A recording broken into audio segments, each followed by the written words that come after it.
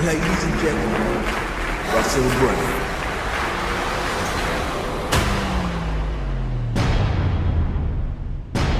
Hey, do you want to join our revolution? Do I want to join your revolution? Yeah. Who are you?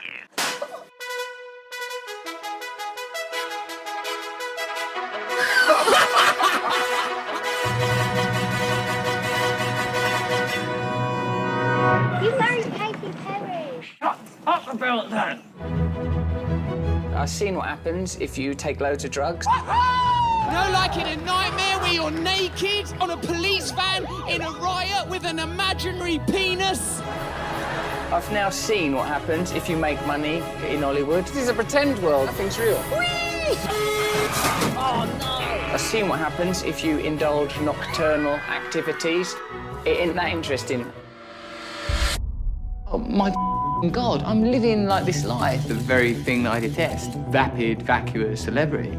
Fame and power money is bullshit. I don't want to give all this up.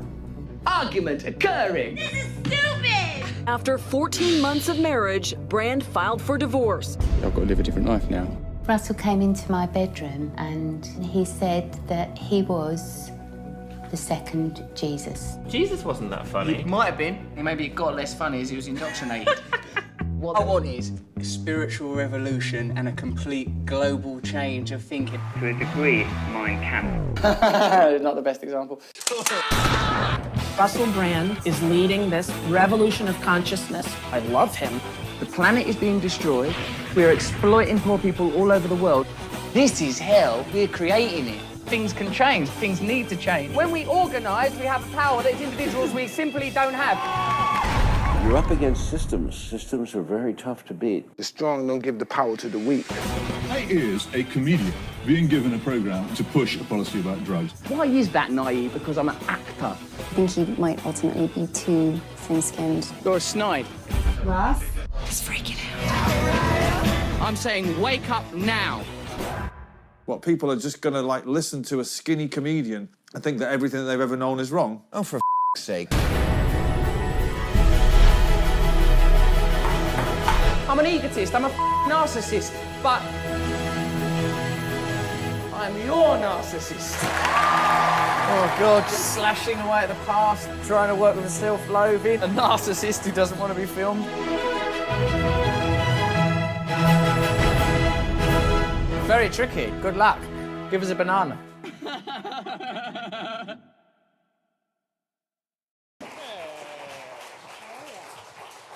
Thanks, everybody. Ondi, thanks for being here. Pleasure to be here. Congratulations on the film. Thank you. That's an old poster, but I love it. I love that one. How did it start? How did this all begin for you?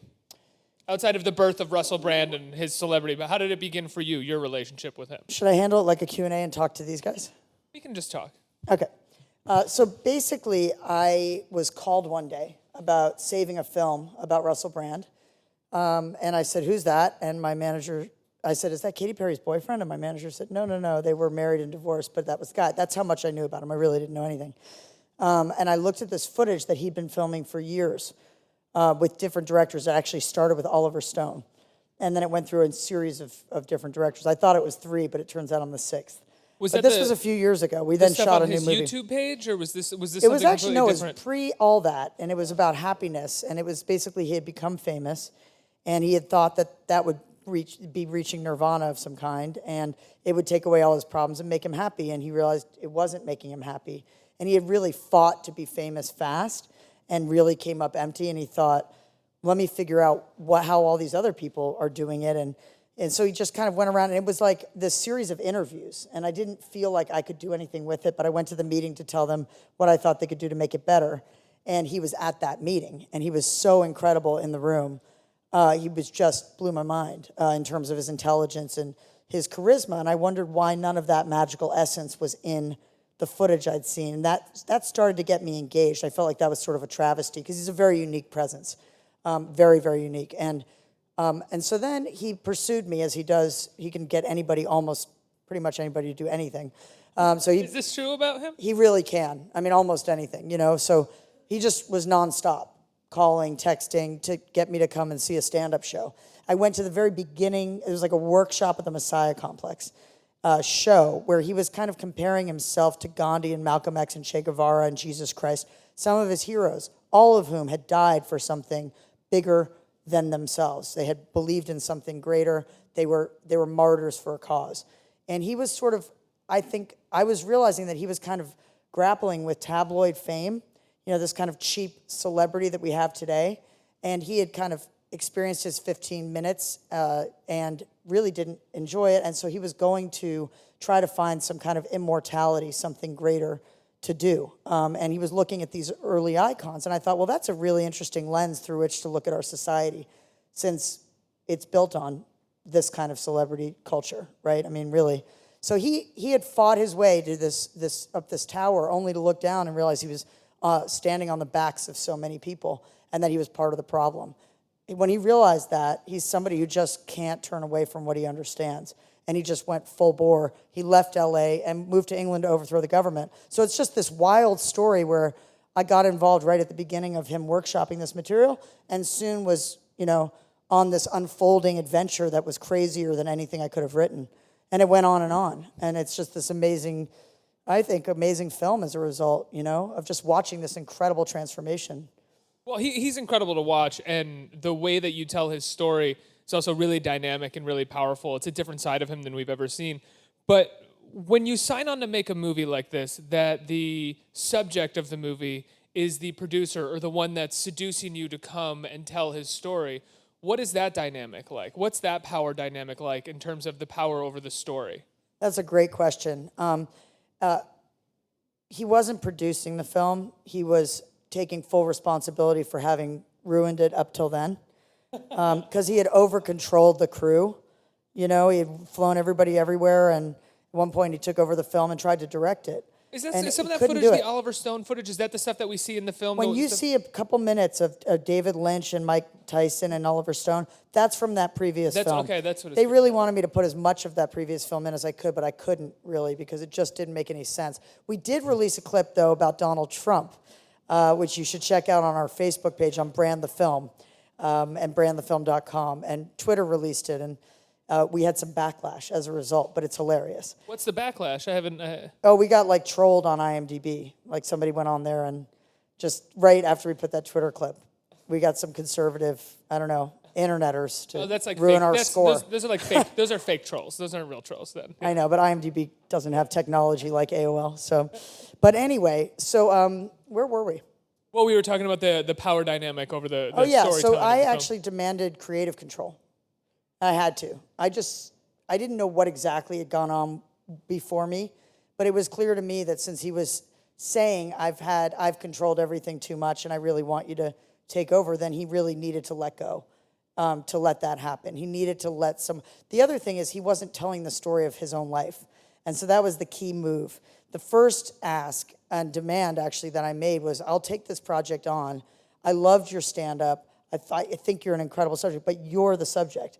And your life story, clawing your way out of the penitentiary of anonymity, as it were, as he called it, living an ordinary life in an ordinary small town in England was misery, he thought, and we are taught in our consumer culture to buy into that. If we get all these things that are outside of ourselves, we will be happy.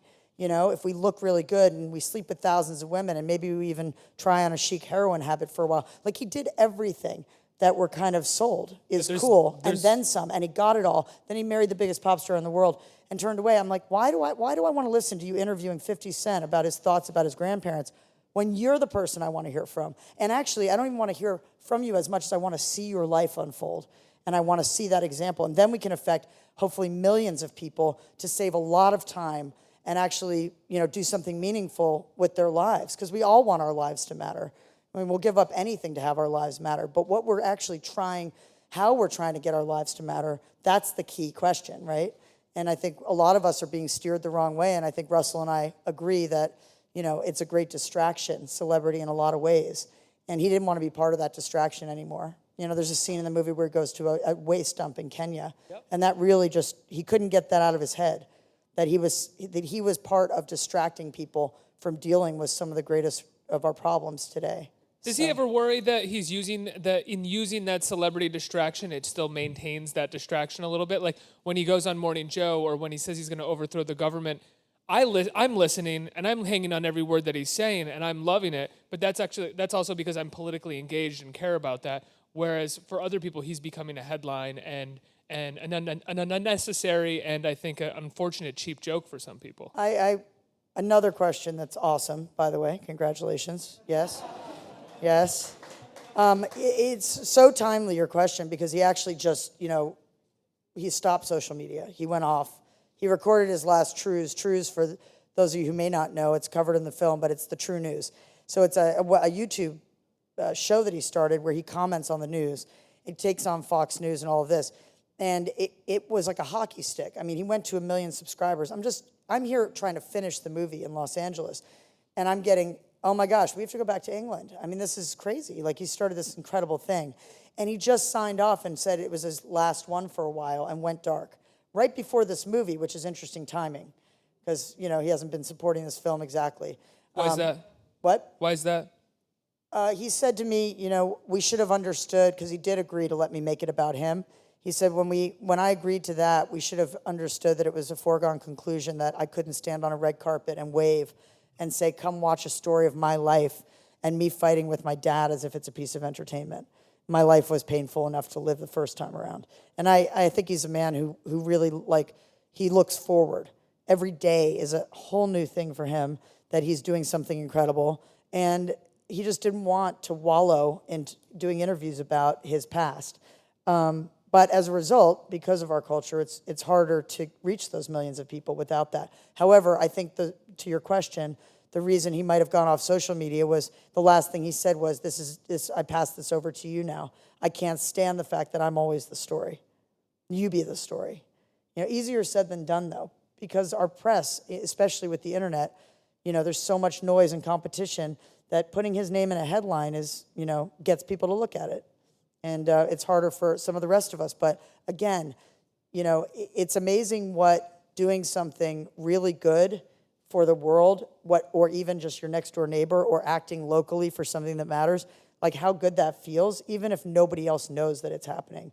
And it's really worth trying, Now, one of the things that he says in the film is that, maybe you have to be a narcissist and an egotist, I think, to affect change. To change the world. He's referring to Gandhi, to Jesus, to Che, that they are probably narcissists as well. I'm curious, you have another film about a really great narcissist. I have a few. I have a whole menagerie of films about narcissists. But do you think Russell was interested in working with you because of your portrait of Anton in Dig? They're Actually, very similar live in characters. We live in public, which is New York. We're in New York right now, folks. It's a New York story. Right. And it's a story of this time we live in, where we'll trade our privacy and eventually our freedom, according to the prophecy of Josh Harris. That's the film that Russell referred to. We Live in Public, which is another narcissistic, megalomaniac, visionary. I call them impossible visionaries. I have a TED Talk about this, where they act impossibly because they're taking on the impossible, things that people ridicule and doubt. And the only way that they can possibly get through it and even do it is to just be, as Russell says, insanity is listening to the voice in my own head over voices outside of it. I like that. That's what he says, They have to have this kind of, one foot in front of the other no matter what, and put themselves on the front lines of stuff. He said, I had a PhD in dealing with, megalomaniac mavericks, I think is what he said. And he blind copied me on an email where he described me in that way. Later, he was having a closed-door meeting with a bunch of socialists that I filmed, and one of the socialists was like, I can't believe you have the director of Dig. And since then, he was like, I love Dig, to me. He hadn't seen it I at don't all. know if he had or not. I mean, I don't know. Maybe he had. Do you think he's watched it even since then, and he just tells you that he loves Dig? Dig is also about a troubled soul who's incredible. A troubled entertainer. You just can't help but respect these people, though, right? Well, you spend the whole movie going, I don't know if I like this person. I kind of love this person. Oh my gosh, and I love that because it puts you in the position as the jury, and you get to relate to it, actually. You find yourself in there. Even in these hyperbolic characters, it's amazing in that gray area when you flip-flop back and forth. It hangs with you for days afterwards, and you can look at your own life. You actually end up assessing your own life instead of it just being this straightforward hero or this straightforward villain. This is a real, authentic human being who is incredible. deal with it. It's just true. One of the things that the film talks about, and I think Russell talks about, is how much people want to call him a hypocrite. He says that when he was young and he was poor and he was talking about inequality, they said that he was jealous. And now that he's rich and he's talking about inequality, they're calling him a hypocrite. Essentially saying that people just don't want to hear what he has to say, in the sense that they don't want to listen to any kind of truth. Do you feel that as well? I absolutely think that that's the case. And it's funny because I was just talking backstage about the fact that, I've come to New York. We've had a couple bad reviews. We had all great reviews till now. And it was funny because it's people that are really down on Russell in the articles. And I just expect, as we now go to England and we premiere there, the same thing's going to happen. There's people that just can't stand somebody who breaks out of the mold as much as he does. How dare he be a comedian, an entertainer, and come off the stage and say, I'm not just going to be, a monkey. I'm wearing clothing that you put on me, and like a celebrity, I'm going to try and march in the streets. And then how dare he go to a VIP gathering afterwards of some friend that he rightly earned the friendship of, probably on a film set or something, and see him perform. Why not? But we don't say this. We don't say this that much about Bono, and I think, Bono does really great things. But I think one of the reasons that we don't say this about him is because he also protects the status quo a little bit more than someone like Russell Brand does. He's attacking the status quo as much as he can, whereas Bono is doing lots of good, but still protecting the status quo. There's a whole section in the film with pull quotes from articles where he is just lambasted for his book Revolution. How could he write a manifesto and tell us how to reorganize our government and how to revolt and how to overthrow the oligarchy we live under, which we do live under, It's almost like Bernie Sanders is like a Russell Brand, but with, he actually served in the Senate and stuff, so it's okay. And we should, all get behind Bernie Sanders. I mean, it's great. But it's just like, because he's Russell Brand, and even though he's sourcing all these incredible thinkers that he took the time to research and interview in this book, because he weaves his personal narrative in it and speaks from like a place of heart, that's just not done. An autobiographical, gonzo journalistic manifesto, political manifesto, that's breaking genre again. Now he's breaking genre as a person, breaking genre with a book, and it's like ripped to shreds by the journalists, and it's so painful to put yourself in that position and to be there and to be sober through all that. I have an immense admiration for him. But it's funny because walking through making this movie about this guy, I'm sort of in the line of fire. I've always gotten great reviews, you know what I mean? And I made just as good a movie as I ever do. And, it's as good as Dig or We Live in Public. And yet, because it's about Russell Brand, people are going to have problems with it. He's a very polarizing figure. Do you think that he's so polarizing, or journalists in particular tear him apart? Because when he talks about overthrowing the government, when he talks about his political beliefs, he isn't credited as a theorist. A theorist is a quote-unquote theorist. There's a certain protection from that as a person living. Again, your status quo is kind of protected, right? A theorist, you say, oh, it's just theory. I love that theory, but it's just, it's just a theory. Let's go have drinks and have a fancy dinner. We don't have to think about it that much. Whereas Russell Brand is not a theorist. He's trying to live these things. He's trying to be he's trying to effect real change. Do you think people can't take that? It's threatening to the system. Exactly. It threatens the system. You would think that it wouldn't, though, right? That he would just be, okay, well, it's just another guy. Like, I think that. I'm like, well, how could he be such a threat to these people? It's like,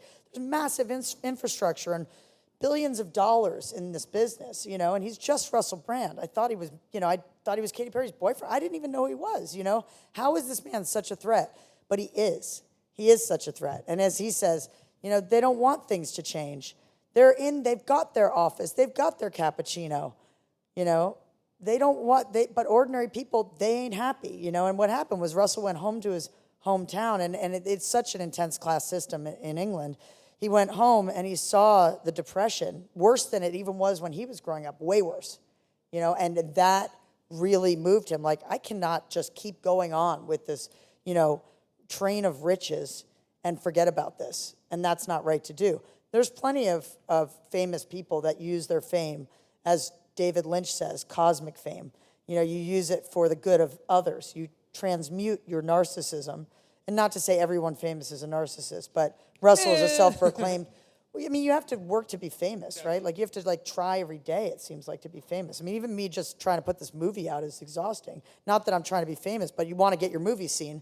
it's work, right? You have to have a massive belief in yourself to do that work. And that belief, a massive belief in yourself is inherently narcissism, whether it's for good or bad. I mean, it's just, that's the way that it is.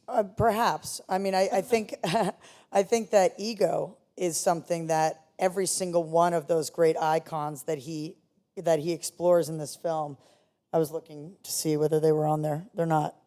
Some things are. Jesus, Gandhi, yeah, Che, all those guys. Malcolm X, Martin Luther King. They did not have an ego, you know, and they didn't. And so that was when he said that in the movie, like you asked, he was really stating a thesis that I have, you know, about it. I mean, I really wanted to look at the role of ego and narcissism and all that because it is really, it's not really about, again, whether or not you want to go out and step out and do something special with your life. You should absolutely do that. It's like, what are you doing it for? Like, what are you actually going to go after? Because right now, you know, we have a problem, like a serious problem with climate change. We have more homeless people than ever before. I mean, it's just a really bad situation that we're in, an unequal society. And we have, you know, campaign finance corruption, like that none of us get heard. There is no direct democracy. So it's not like these are huge, overwhelming issues, but there's all these little things that we can do together that we should stand up and do. And I think it's just Russell struggles with the vagary of like, people say, well, you're so vague about it, right? And yeah, it would be so much safer to theorize than march on Wall Street as he does in the movie and, you know, and propose that we overthrow our government or that we all stop paying our mortgages. You know, it's very hard to take on all the world's problems, but if you start locally, you know, as he did with the single moms, and he saved all their homes in London. He had his big success there. And I think it's all about us doing, you know, all of us trying to do those things. And that's why it's called Brand Us Second Coming, because it is about this incredible, unique character named Russell Brand, but it's challenging all of us to have our second coming. You know, it's about his second coming. Do you ever get the sense that he'll tire out? There's one thing that I feel like when I'm watching the movie is that, like, when is this guy just going to burn out? He might be recharging his batteries now because, you know, comedy is really what fuels him, and he's doing a world tour right now, and so I think he might be doing that. And by staying dark on social media and press, he's not only telepathically supporting this film and otherwise ducking it, but he's also probably recharging a little bit.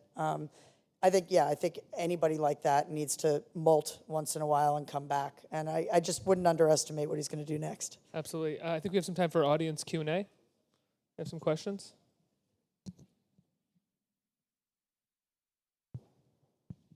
So, Ondi, when you stack up Russell to the other characters that you've dealt with, who would be the first world-class narcissist, and who do you think steps back and is able to reflect most on himself? Do you think Russell's the one best at it? And why do you think he's able to get that insight? He was like the king monster of all my monsters, of all my lovable monsters.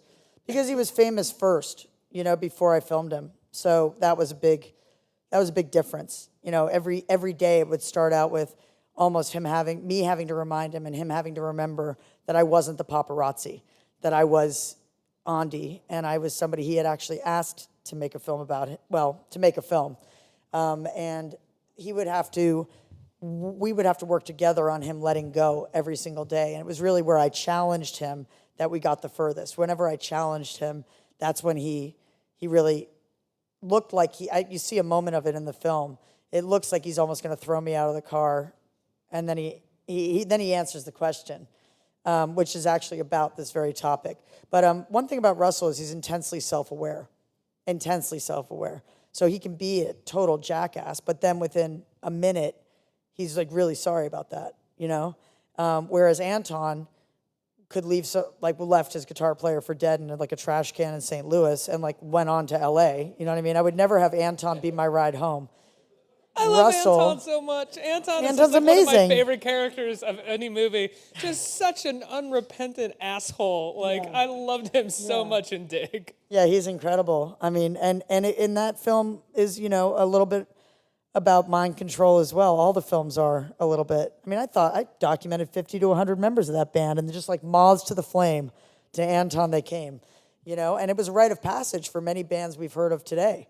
They went through that Brian Jonestown massacre. So he was, you know, he was also a king narcissist, but in a different way. You know, Anton stands off extreme stage right. always in the dark with his hair in his face playing music. He doesn't stand up in the light. There's very different characters, actually. And then Josh Harris, he's like a Svengali, sort of a social engineer. We're sort of all pawns in his chess game, So I think Russell takes the cake because he's happy to stand center stage. Next question. What was the catalyst in your life that made you decide that you want to make documentaries about like such interesting, like almost gods in a way, like not really gods, but figures? You guys are great. That's a great question. My father is not a narcissist. However, my father is an incredible man, and I grew up he founded an airline the year I was born, and I just wrote a screenplay about it. It's called Air Florida. It was actually the fastest growing airline in the history of the airline industry for 10 short years. If it had kept going, it would have been the biggest airline in the world within 5 years, but his neck was cracked in a massage when I was 9 years old, and everything turned right then. And we learned very quickly that security is an illusion, and all of us went on to do sort of extraordinary things with our lives. And I think my entrepreneurial instincts, which you definitely need to be as an artist these days, I call it a chief executive artist. I actually have a series called Chief Executive Artist on this site I have for entrepreneurs and innovators called A Total Disruption, if you're interested. I do the stories of all these great entrepreneurs and inventors. And Russell, actually I did a short film where Russell goes to Twitter headquarters called Russell Brands the Bird. And he explores Twitter headquarters. And I did a piece called Amanda fucking Palmer on the Rocks. I don't know if I can say that, but it is the internet. You can. Good. Glad, because I did. Amanda fucking Palmer on the Rocks. I'll say it again. It's a great short film about Amanda Palmer and she came under fire for having the biggest Kickstarter in music history. How dare she attempt to put together a whole new economy for musicians where she goes and plays directly to her fans and plays all night. And everybody puts their money together to make their lives a little more how they want them. What's wrong with that? There's a problem with that. She threatens the music industry. So that film, and then Shepard Fairey, Obey the Artist. Those three together, our Chief Executive Artist series. But yeah, Dad and the way that he did it, he made his company like a family, and he just broke all the rules. And I just wanted to keep making films about people that just step out of line. Because if you think about it, when you were in kindergarten, they said, oh my gosh, you did such a pretty picture, but you were drawing inside the lines, and you were praised for that. But actually, it's the people that draw outside the lines that push society forward. The people who are willing to take risks. And no great risk, no great reward. So if people watch my films and watch these characters and can somehow throw a tether and identify it, and the next time they have that idea say, I'm maybe going to try that thing, then mission accomplished, Okay. We have a question from an online viewer, actually. Ashley would like to know, how long is the process of pre-production for you, including research? It depends on the film, Ashley. It depends on the film. Cool It, I made a movie about climate change called Cool It. There's quite a bit of research going into that to identify all of the world's scientists that we should go and visit who are doing the most groundbreaking work in climate change. Because my plan with that film about Bjorn Lomborg, another controversial narcissistic climate guy, economist, my plan with that film was to make something that brought solutions, really pragmatic solutions to the table and gave hope to all of us to kind of put wind in our sails right now, as opposed to an inconvenient truth, which had impact in making us all terrified and was true, but also was a little bit paralyzing. So that was huge research. But then something like Brand, little bit of a read into the bookie books, and off we go. You know what I mean? The research happens live and in person with Russell Brand. And figuring out, sitting down with the team and saying, okay, who are the people that I should interview? Mom, dad, first girlfriend, first writing partner. And it's the way I approach films is like a war of attrition almost. You sit down, you have that interview. It's a great interview. I share, I'm an open book, they're an open book. It's a beautiful interaction. And then they're like, who you should talk to? And I say, who should I talk to? And then they give me 5 more names, So it goes on like that. I actually do post-production, Ashley, a lot at the same time as production. So I started editing the film before I left to go shoot Russell. He dropped off a bunch of pre-footage at my house, started working with it. Then I go shoot, then I edit, shoot, edit, shoot, edit. Forever, really. Forever and ever. Yes. Ondi, how can people see the film?